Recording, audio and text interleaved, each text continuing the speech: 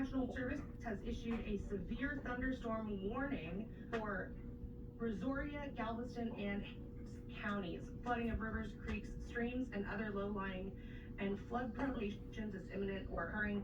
Numerous roads remain closed due to flooding. That is in effect until 15 p.m.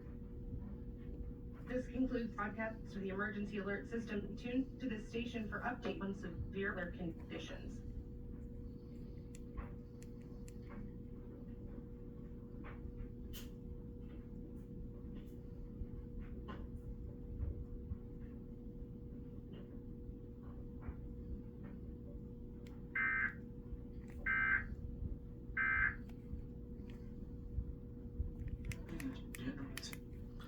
She meant to say flood warning, not severe thunderstorm warning.